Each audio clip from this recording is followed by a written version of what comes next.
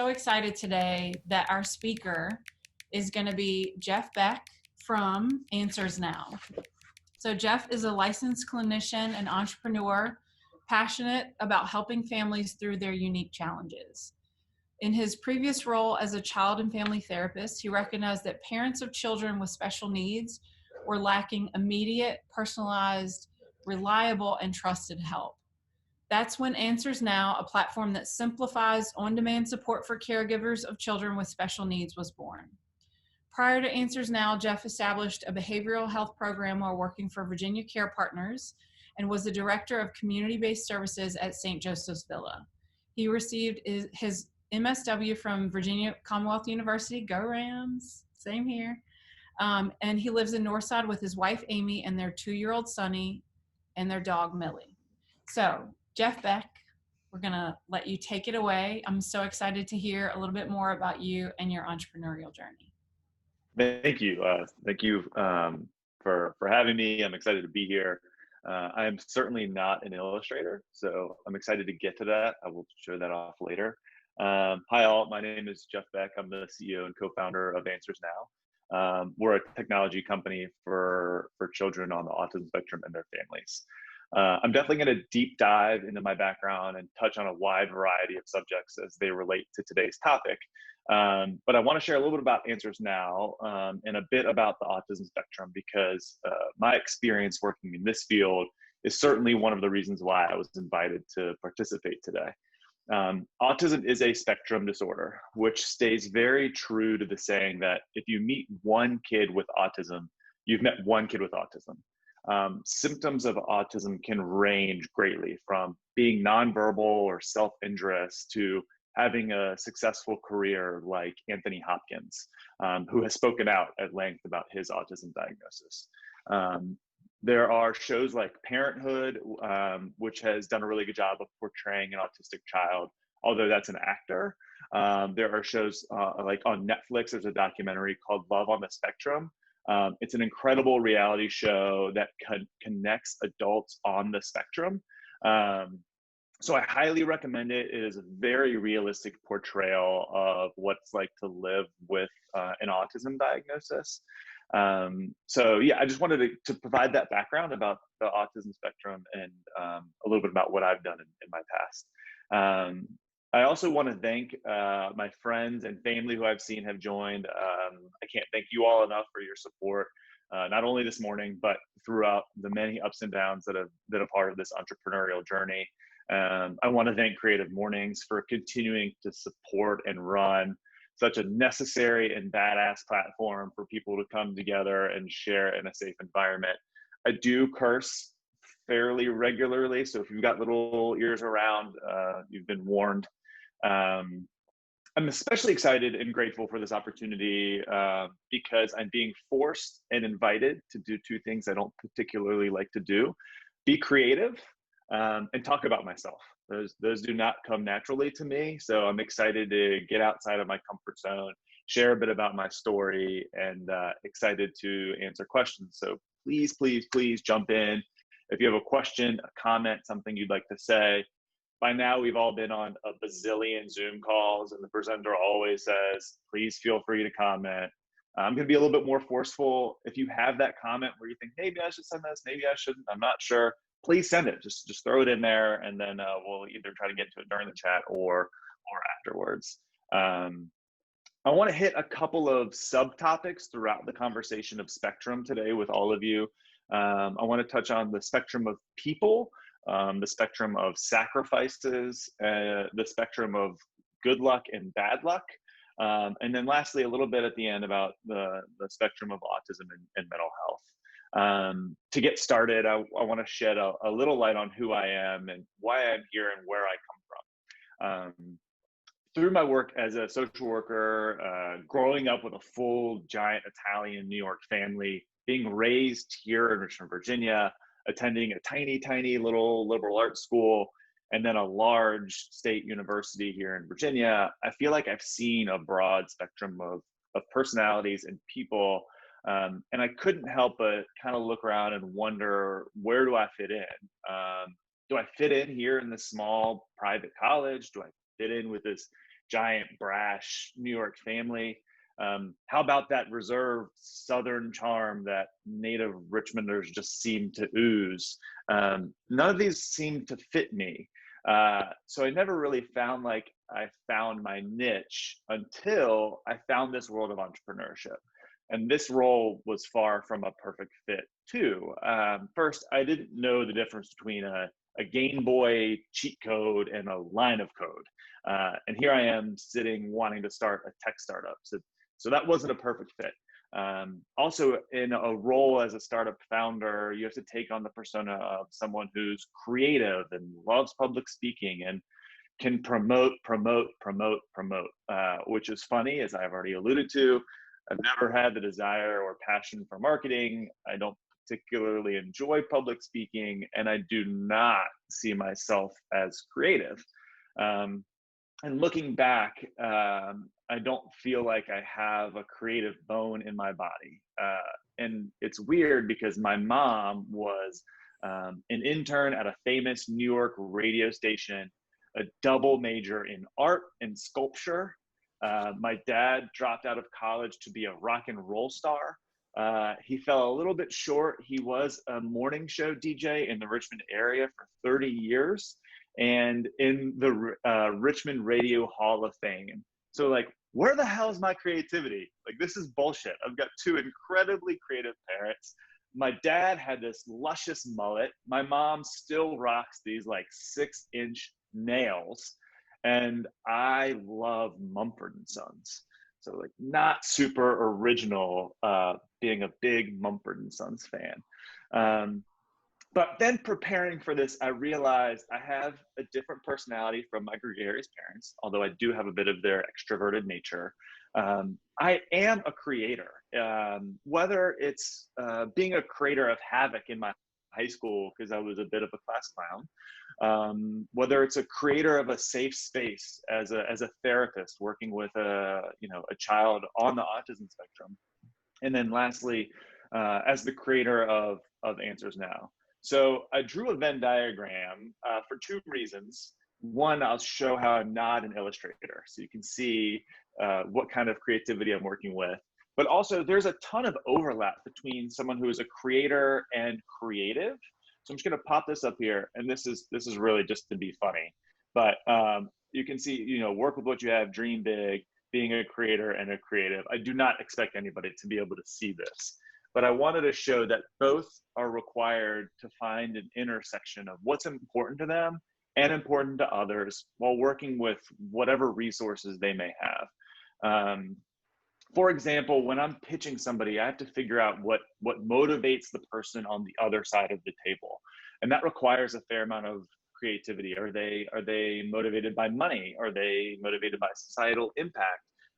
Is it someone here local who cares a lot about the growth of the Richmond area? Do they simply just want to be the smartest person in the room? I have certainly met people on all along the spectrum of investors and mentors on the other side of the table that I'm pitching. And as a creator or a creative, you're constantly pivoting the business to uncover a better way to run whatever it is that you're doing.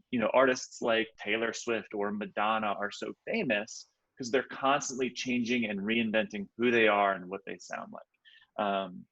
The business tool Slack, which I'm sure many of you are familiar with, spun out of an online gaming company called TinySpec. No one wanted to use this online game they had, but they found their chat was really active. And that is how Slack started. So that was quite the pivot in the business. I used to bucket my personality as someone who, for the most part, followed that straight and narrow, work a job 2 to 5 years, look for the next raise, jump to the next thing, just stay on that path. I did not see myself as creative like my parents. And I certainly didn't put myself in this bucket of creator. And what I really want to get through today is that anyone can be a creator. Just simply follow something that you're really passionate about and borderline obsessed with. Entrepreneurs and creators all look very different, but inherently they're all the same. I've had the good fortune of pitching a lot, and therefore I've seen a lot of pitches. And the spectrum of ideas I've seen vary wildly from an Alexa powered talking teddy bear to an elevated dog bowl for better digestion, all the way to an AI powered virtual therapist. So when you think about entrepreneurs from, the Ivy Leaguers on the cover of Fortune, like Musk and Bezos, to the non-Ivy Leaguers who are a little bit of a Cinderella story, like Howard Schultz, who's the founder of Starbucks. He went to Northern Michigan, or Oprah, who is, an incredible story, having gone to Tennessee State, to the incredible creators here in Richmond that I get to work next to every day. Look at what Creative Mornings has been able to build, celebrating anniversaries and growing year over year. And they continue to do that through this pandemic. It's just so amazing to see what people can do if they just put their mind to it and follow a passion. I want to shout out a couple companies that I work in the building downtown at 1717, which is like a startup incubator. And there are a couple of companies that I've gotten really close with. One is Round Trip. So they make healthcare accessible to everybody through their transportation network. This other company, Buddy, who provides episodic accident insurance for less than $10. So, if you're going to go skiing and you're not a great skier and you want to avoid that $1,000 hospital bill, you pay Buddy $10 and they'll cover you for that event. And again, there's one thing they all have in common, and it's the fact that they have a clear passion bordering on obsession for the thing that they care about. So from Musk with space to my friend Charles at Buddy, who is an avid snowboarder, he's an avid biker, just an outdoor enthusiast. He needed to be able to literally break his leg on a trail and not pay thousands of dollars. So he created a company that could cover him, which I just think is such an amazing story. So once you get that taste of working on an obsession, you look back at your old self and you shake your head. You can't help but wonder, why did you not pursue this sooner? If anyone here has a passion that they want to pursue, whether it's play an instrument or start a blog or be the founder of a tech company, my advice is very, very simple. It's just start. You'll know very quickly that it is an obsession and not just a passion. You'll know by the podcasts you start to listen to, the way you start to prioritize and spend your time, books you read. You can insert my wife's eye roll at the multiple leadership books and biographies on my nightstand right now that I just really enjoy reading and learning from. The point of all of this, kind of personality background is to belabor the point that anyone can start anything they're passionate about. There are certainly good days and there are certainly bad days. There are days that are full of doubt and dread and misery. But the wins are so much sweeter when it's something that you truly care about. Now, all of this passion bordering on obsession certainly comes with sacrifices, which is kind of the second subtopic I want to talk about, which is the spectrum of sacrifice that comes along with following this obsession or passion. The sacrifices that have been made along my journey by numerous people are significant. I mean, my parents moving, they were, born and bred in New York.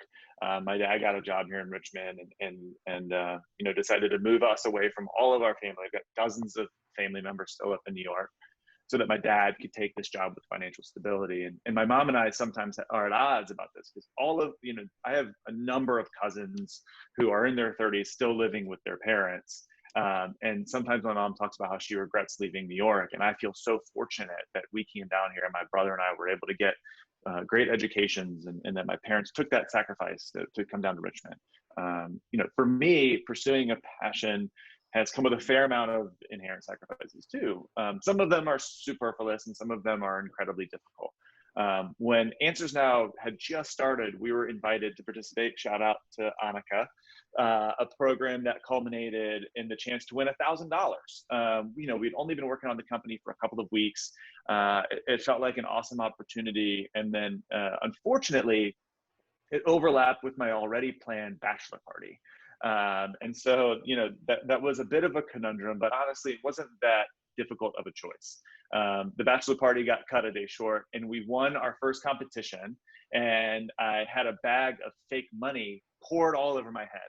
And I want to show this. This is my second prop.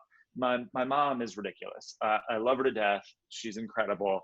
And she has created this giant picture frame of all of our like newspaper clippings. And I just want to show one, and that is the picture of fake money being poured on my head in the Richmond Times-Dispatch. And I just want to show that to illustrate how ridiculous that is and how ridiculous my very loving mother is. So after that happened, I was hooked, right? After about a year of being punch drunk on the idea of being an entrepreneur, I left that safe, easy 9 to 5, stare out the window 30% of the time, wonder why am I still in this job for the tumultuous, exhilarating, and terrifying world of entrepreneurship. I had to take on additional 1099 work. I ate every meal at home. Yes, some ramen just to stay true to the entrepreneur form. I cut all unnecessary costs to make ends meet, because starting your own company does not entitle you to a salary, which meant I went about 7 months with no salary and had to scrape together ends to make them meet. But truly, I loved it. I knew I was working towards something that was more important than I was, and I absolutely loved going to work every day to tackle the challenge ahead. And then a year after that, as a result of a pitch to the MetLife board in New York City at the giant MetLife building, we accepted into an accelerator called Techstars. This is a 4-month program that is more difficult to get into than Harvard. Hosts alumni like ClassPass, SendGrid, PillPack, and Plated, and comes with $150,000 of funding. So there's my salary. And there was only one real catch. And this is a significant debt of gratitude that I owe towards my wife, is that our team had to move down to Raleigh, North Carolina for the duration of the program. And what really made the sacrifice steep was the fact the program ran July to October, which on face value doesn't seem all that important, except for the fact that my wife was due in September. So let's just say this was on the more serious side of the spectrum of sacrifices you and others make to be able to pursue your passions and obsessions. Our grandmother moved in with us. I was largely non-existent for the 3rd trimester of my wife's pregnancy. And on the spectrum of holy shit sacrifices, still talking about it today, I can't believe that we did that. I still get chills thinking about how hard that decision was. But all's well that ends well. We had the week of Labor Day off to be with our families, which lined up perfectly with when my son decided he was ready to enter the world. Fortunately, there were no hurried, reckless drives down up from North Carolina to Virginia to support my laboring wife. And of course, there are smaller sacrifices that go along with it as well, which is missing golf rounds with your buddies, or not catching every Yankee game, and never really being off. When you've got your own thing, you're never really off. Something's always kind of spinning in the background. And looking back on this 4+ year journey, I honestly wouldn't change a thing, except for, and this brings me kind of to my 3rd topic, is I wish we just had a little more luck. No one's ever going to wish they had less luck. So I want to talk briefly about luck, because there's such a broad spectrum of luck that plays into starting your own thing. And my spectrum of bad luck and good luck is incredibly broad. Luck plays a giant role when you're pitching anybody. Who are they connected to? What kind of mindset are they in? What life circumstances are they going through at that time? There's so much luck that plays into that very moment that you're doing whatever it is that you're doing. We as a company recently got very lucky. And honestly, these aren't the types of things that are easy to talk about. And you're really not supposed to talk about them as a founder of a startup, but I think it helps paint a picture of kind of the wide spectrum of experience that go along with starting a company. See, before COVID struck, we were having a really hard time growing. We were having discussions about shutting this business down. This is something I had poured, all this energy into, missed the 3rd trimester of my wife's pregnancy. And we were talking about, what would it look like to shut it down? We had about 6 months until we ran out of money, and we were brainstorming, what could we do to pivot, essentially change the business in a meaningful way that improves likelihood of success. And then COVID hit. The world got turned upside down. Our heads were spinning all of the telehealth regulations changed for us for the better. Talk about luck. All of a sudden, we could now work with health insurance companies to pay for our services. We stopped everything. We turned down potential customers, we turned down potential partners, and we just focused on insurance companies. And luckily, because of this, flip in the entire world, September's been the best month we've ever had. And the point of this story is to illustrate the wide spectrum of luck that needs to hit for your business to be successful. And oftentimes you have no control over where it comes from or how it happens. We are lucky for, we conserved money early so that we had a longer runway to this pandemic, opening up a brand new revenue stream for us, to the luck of an insurer that usually takes 3 months to work with and become a partner. They got back to us in just a couple of weeks. That was just luck. There was nothing that we did for that to happen and for that to happen so quickly. I can almost guarantee that everyone here today has been hit with a fair amount of luck, some good, some bad. And I've learned that the key is to realize that bad luck is what it is, and you just got to get up and dust yourself off and keep pushing, because eventually you'll get hit with that good luck.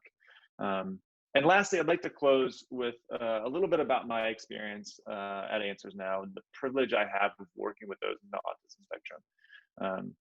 What we do is strive to provide top-notch virtual care to those in the autism spectrum. And I get to go to work every day with dozens of clinicians and experts who are literally changing people's lives for the better. So if you'd like to learn more, please just head over to getanswersnow.com, or I think they're going to share my email.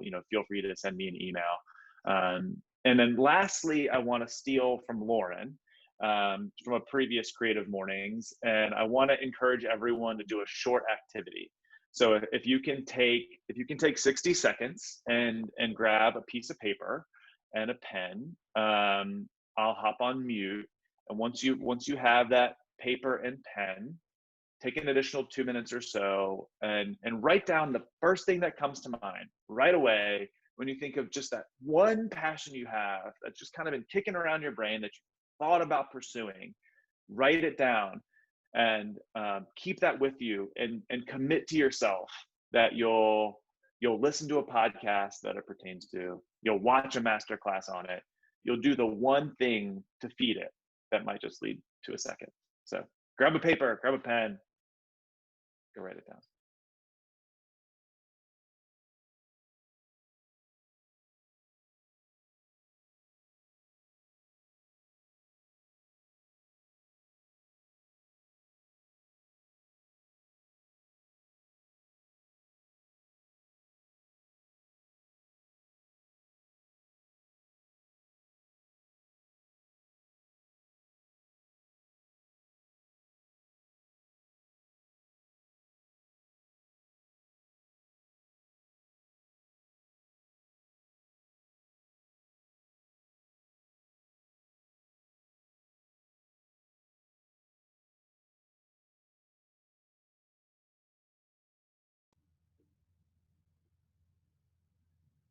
Awesome, Jeff. Thank you.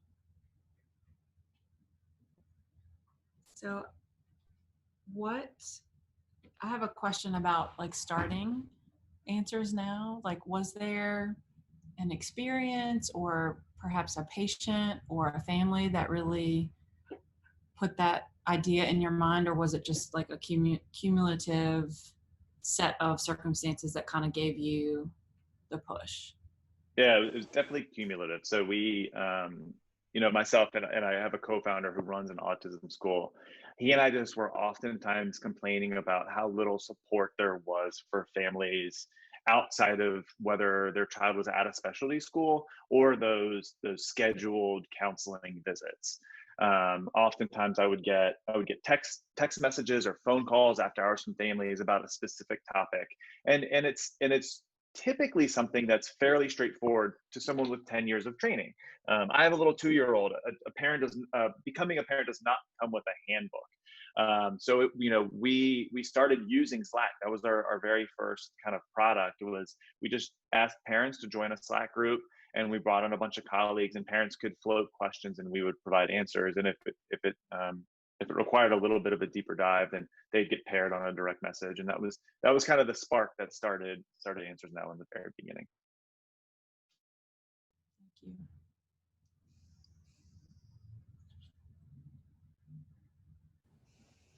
We'd love to have you ask your questions.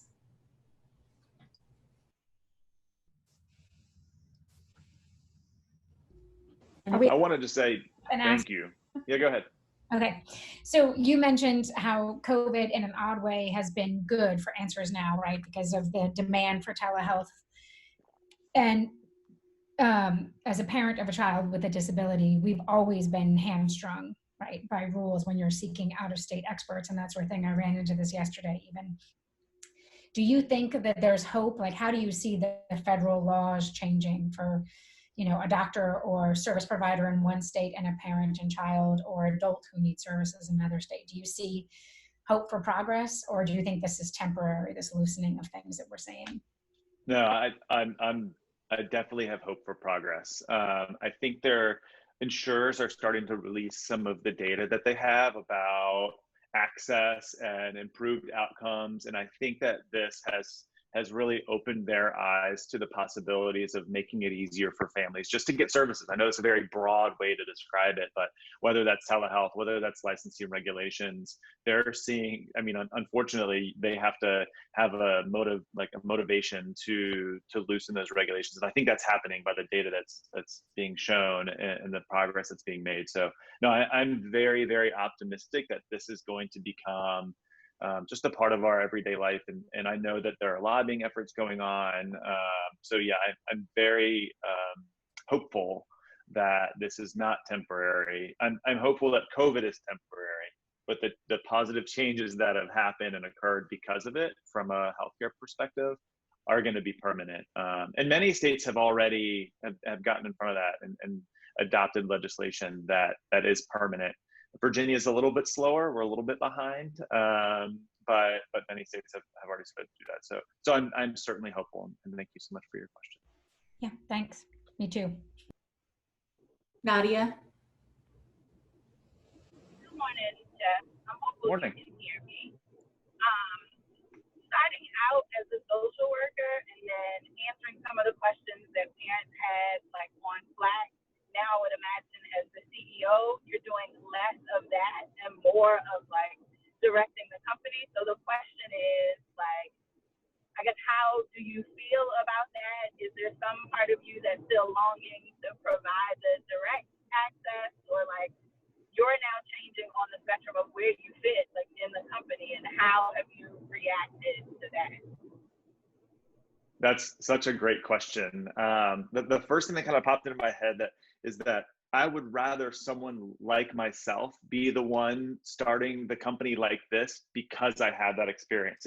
It certainly guides the partners we work with, how close we keep an eye on ethics and compliance, because that's all drilled into you when you're getting your degree in social work. So I think, if somebody with, maybe a business degree sees an opportunity and wants to work in the telehealth industry, I don't feel as confident that they'd be following some of the procedures and rules and things that we follow. So I think that my background has definitely helped the company start and take on a life of its own in the direction that I want it to, based on my background as a social worker. So I think that's definitely the pro. Not being in the clinical aspect of it is hard. I do work really closely with our clinicians on best practice, and I answer a lot of their questions around telehealth in general. So I do get to scratch that itch from time to time when a clinician is stuck or isn't sure what to do. So while I definitely miss that direct clinical care, I still feel like I'm able to fill that bucket up by directing our clinicians and recognizing that, I'm never going to give up that clinical aspect fully, even as the CEO.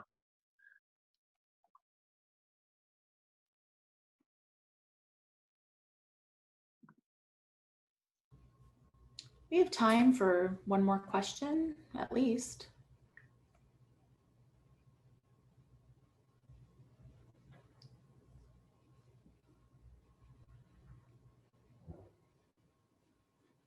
Looking to see. Jill, I have one. Go ahead, Gail.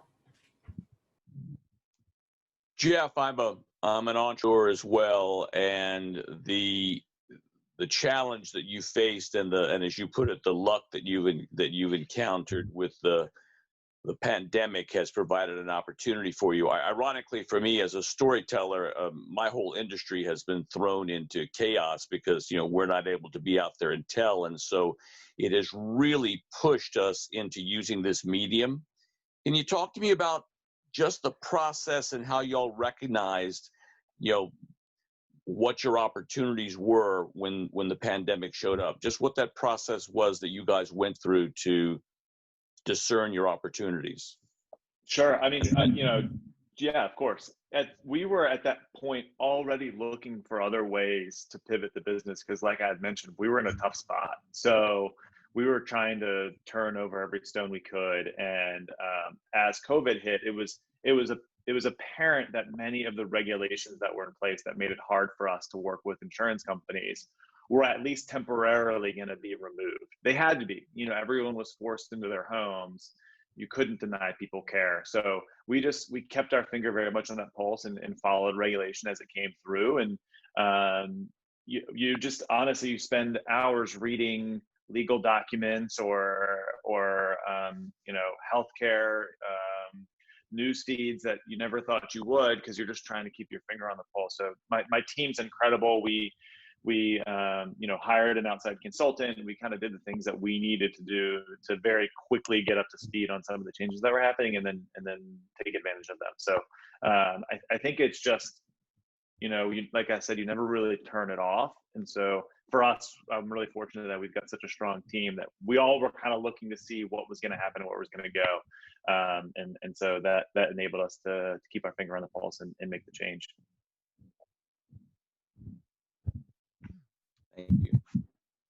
Thank you. Sure. Okay, Jeff, you said that you're not creative to begin with, but then you realized that you are a creator. What are some of the things that you do within your company now, even virtually, to keep it fresh, given all of the things that are going on and all of the heavy things? What are some of the light creative things?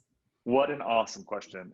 We really struggle with this because I'm an extrovert. I'm a feeler. I'm a mental health guy, and so I wanted to do all of the things. I missed my teammates. I don't particularly love being at home, and so I threw a bunch of stuff at them. Morning stand-ups, and this is a status bar to fill out, and very quickly I could tell there was fatigue. But we did end up finding a little bit of a cadence, and we're 6-7 months into this, and so every Friday we have a stand up on Fridays where we meet, and we go around and one person each week presents on a topic that has nothing to do with work. So they'll recommend everyone listen to a podcast or read a blog, and then everyone around on the company talks about it, and it's been really nice. It's very organic. One of my favorites is someone said, listen to the song "We Didn't Start the Fire" by Billy Joel and pick a piece of the song as it specifically pertains to you, which was just really interesting to hear the things that people pulled out of that song and talked about how it was interesting to them. So that's been really, really fun. And then on Wednesdays, we do a team lunch. It's voluntary.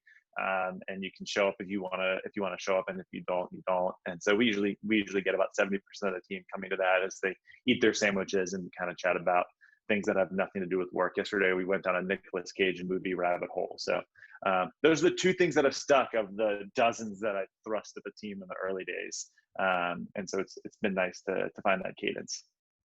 It was hard.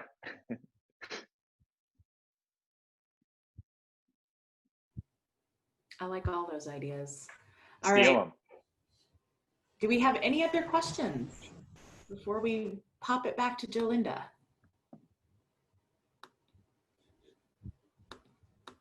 Thank you. Thank you so much for everyone here and for giving me the opportunity to share a bit about my experience and background.